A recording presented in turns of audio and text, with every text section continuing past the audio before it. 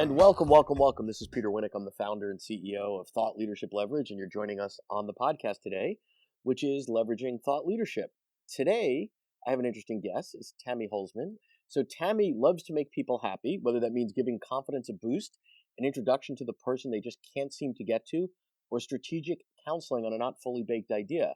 This is what I love about her. She's the author of From C Student to the C-Suite. So ultimately, it does get boring interviewing sort of everyone that was top of their class forever and got into Harvard at 5 years old and has 11 MBAs. So I love the realism here. I can relate to that.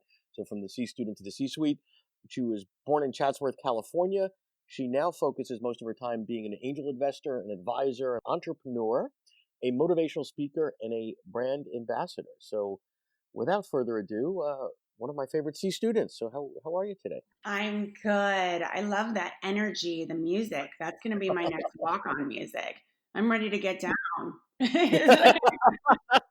There you go. So, how do you go? You've got so many plates spinning in a good way and so much energy going on your stuff. How did this all come to be? Because it seems to me that this wasn't a something that was planned out to the 11th decimal point. How did you wind up getting where you are? Well, I started as a born entrepreneur. I mean, I was a risk taker. I worked at a studio doing production acquisition. Well, I was a talent agent when I was 24. Then I decided to go and do production acquisitions at a movie studio. These are all because I thought it would be fun and I had a very creative spirit. So how can I combine it? Right. And then I left from there to just go for it. And I was a talent manager. I represented writers, directors, and producers, which led me into my first, well, that was a startup, what led me into what I officially was my first startup. I had a company. It was called Female Fan, and we marketed to women through mainstream sports.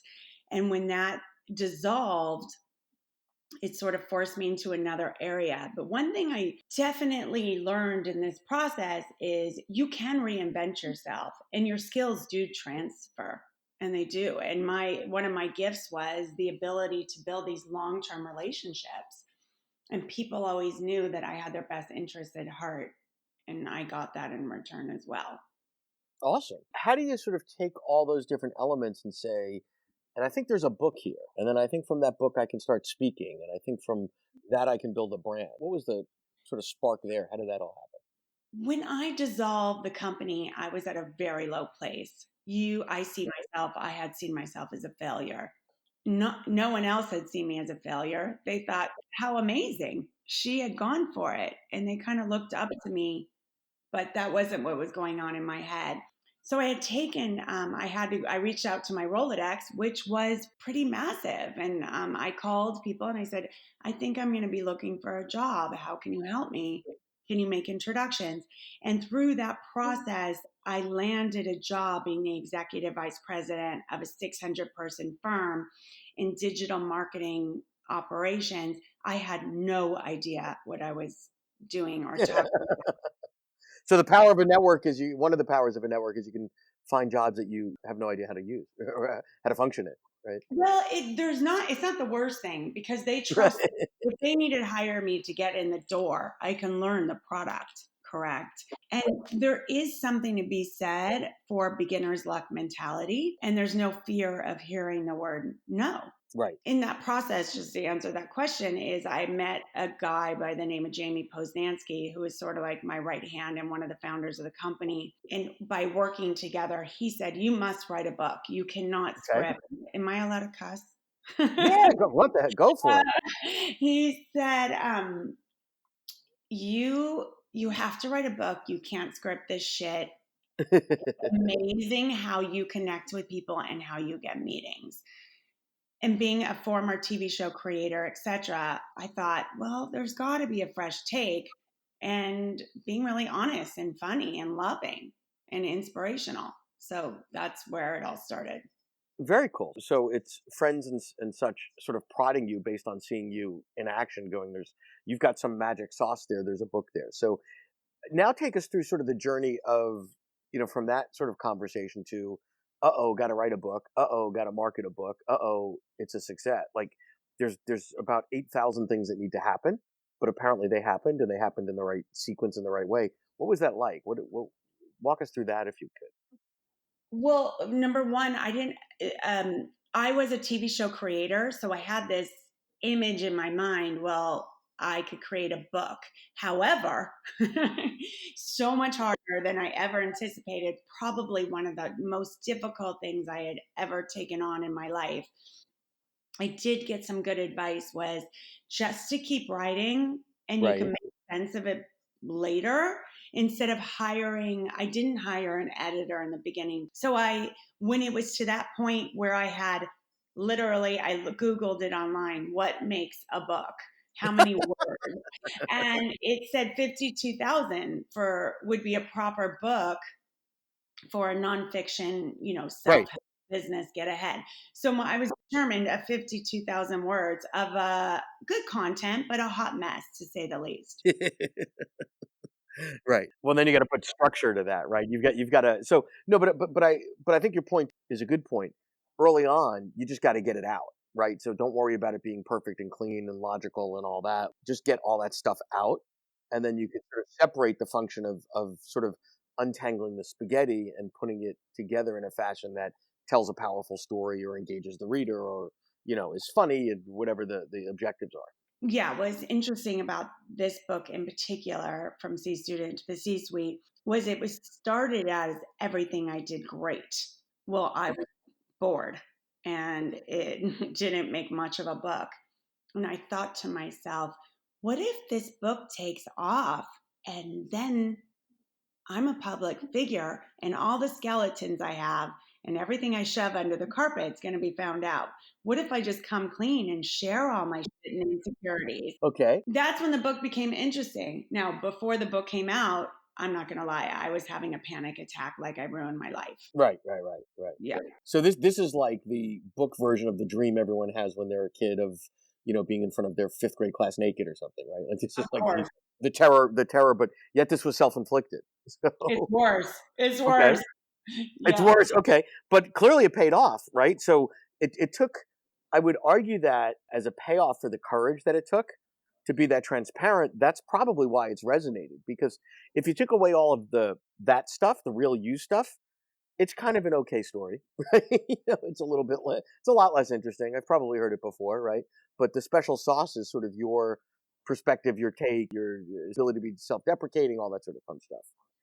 Right. And it's amazing how what ended up happening, which I didn't realize was going to happen, is everyone thinks they're like me, which is awesome because Right. they're projecting their own insecurities and their own versions of my stories. Got it. So now the book comes out, it resonates, and although the intent might not have been like this will be a whole thing for me. This will be a core part of my business and building other businesses off of that. How did that sort of unfold? So now from published author that's got a great book to speaker and all the other places that's led you and all the other doors that's open. How did that happen? I think it was a natural progression because I was always able to put myself out there. This gave me my next identity, right? As an author. And it's the first thing out of people's mouth. Tammy is an author.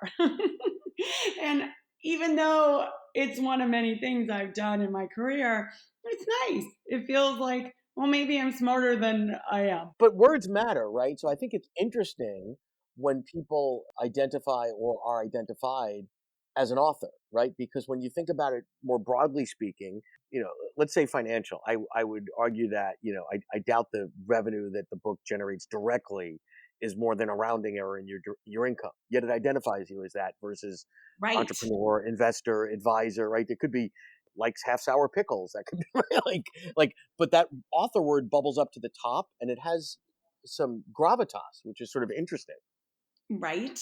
It's so true. You nailed it, right? It's a small part of my revenue stream. However, it does open the doors for other opportunities, as you just Exactly. mentioned. And So, I always tell a lot of my clients that are on the path to authorship or first time authors, like, listen, just between you and I, all your friends are going to think you're 30 IQ points higher, once the book comes out. But I've known you since before. So you're not kidding anybody, right? Like, but I there have the is. best trick ever for that. I just put my glasses on. Oh, okay. Yeah, okay, awesome. So you didn't even carry the glasses before you were an author, but you Oh, needed them I regardless. actually wore them a lot, and it was like, what? I'm not smarter. I'm just handicapped, but that's okay. There you go. Nice. So step one. So every author should go out and go to Warby Parker right now.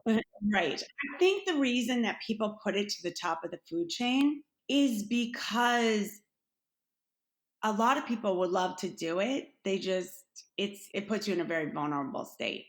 Even if it's a pure business book and all research, Yeah. you still feel like people are going to judge you, and that's that's the part. Yeah, exactly. So let's overcome the judging for a moment because people will, right? That's who cares, whatever, that's life. Let's talk about the upside. So, as a result of having the book into the marketplace, give us an example of some doors that have been open that you don't believe would have been open without that. The doors that have opened because of the authorship have been great. I probably would have not been a keynote at Mattel or Urban Land Institute. I would have been speaking more along the lines of a venture capital event or a marketing event. But to be able to speak on such a big scale was because of the book. Got it. And was that how much of that was strategic and how much of that was serendipitous? Right? Hey, someone called you, they grabbed a copy of your book and I've got to have you at my event versus strategically getting those books in the hands of people that can make a difference for what you were trying to accomplish.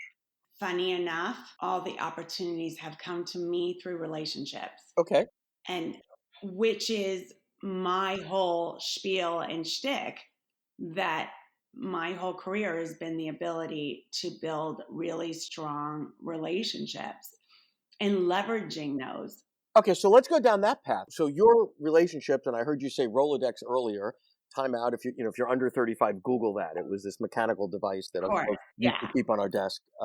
But if one of your biggest assets, one of the things that you have developed over time, is this network, is this solid network, solid Rolodex, wherever you want to frame it. Talk about how that helped you once the book came out, because my experience has been the time that it's too late to build the network when you need a network. So Right. whatever your goal is, write a book, get introduced to somebody, etc. But how were you able to deploy and leverage your network to get the book to be a bit of a success or a bit more of a success? Well, as far as using the book to leverage hypothetically a speaking engagement, the people that know me or know of me through someone else, it's like Tammy's going to deliver good content, but she's going to be a differentiator, and she's going to be fun. She's going to add humor, and she's going to be honest and raw. So part of the thing is I did have this network, but the people that reached out to me said, we need a fresh voice. Everything's starting to feel really repetitive. Okay, And even if you have a same message, you're going to deliver it differently. So got it. that's definitely one of the ways. Plus, I have been paid in the past handsomely for building networks and doing global business development with the C suite status, which has also led to people calling me. And they will maybe see my post or an article that I might have contributed to. Got it. So your authorship, your thought leadership is sort of consistently out there as a brand builder and a magnet and an asset that you've got. I would imagine, have there been cases where it's sort of the tiebreaker, right? Somebody might be looking at you and a couple other folks to do a similar task or gig or whatever, and but she wrote the book. Yes, yes, but there are also so many other authors that have, that are out there as well. Listen, I've lost tiebreakers as well because someone's name might just be more celebrity status Sure, in sure. my current moment. As far as that goes, I think what happens in my book that might be the tiebreaker is it's so unique because I use humor to have people relate. Well, so let's talk about that because most of the work that I do, and most of my clients, it's nonfiction business, the content that's got a business application. Not that it's dry per se or by design, but there tends to be more. It's more about logic. It's more about frameworks. It's more about methodology. One of the things that I find interesting is I get to know my clients personally. A lot of them are really funny. Right.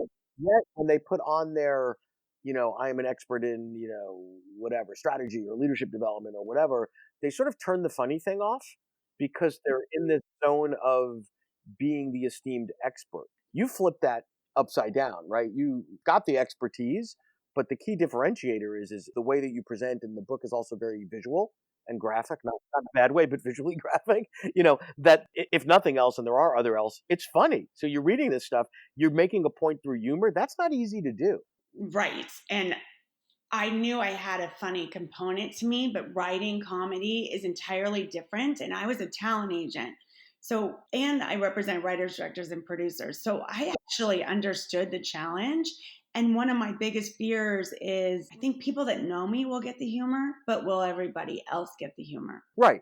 Right, but that's okay because it's like anything else, it's probably not for everyone, right? If you've got someone, I would imagine there's a self-selection piece that comes in where your client base is probably not a bunch of sort of academic stiff that would be offended by some of the things you might say or the way that you frame them or phrase them in the book. And that's probably more fun, right? The truth is, my heart is so huge, and I want to help everybody get ahead. That it has been really embraced to my surprise. I figured 3 out of 10 people were gonna blast me, but it hasn't happened. All right, so everybody listening, start blasting her because she's disappointed in the amount of. No, I'm not disappointed. I'm preparing myself because I, like anyone else, have major insecurities and know I'm not perfect as well. Right. So Cool. Well, as we start to wrap down, or wind down, as I should say, any nuggets that you would give someone to say, definitely consider doing this, or absolutely don't do that, regardless of who tells you. yeah, I think you should go for it because the truth is, no one knows everything. 70% of successful people have imposter syndrome. Yeah, at least E- 70. Exactly. And, that could be a good thing. It could be the fact that you're pushing yourself. And I think if that's when even emotional intelligence can come into play, if you're self Sure. aware and willing to ask for advice. And this goes for CEOs as well. No one is expected to know everything. So find mentors, go for it because not everyone has all the answers. How much can you, like I just mentioned in a talk, great careers are not built on talent only. They are built on being able to leverage those relationships and mutual benefits. Totally. Well, this has been great. I thank you for being yourself and being transparent and authentic as always, and sharing your path with us. So thank you so much, Tammy. You're so welcome. Thank you. And I love what you're doing. Everyone reach out to Peter. Thanks. You're welcome. To learn more about Thought Leadership Leverage, please visit our website at thoughtleadershipleverage.com. To reach me directly, feel free to email me at peter@thoughtleadershipleverage.com. And please subscribe to Leveraging Thought Leadership on iTunes or your favorite podcast app to get your weekly episode automatically.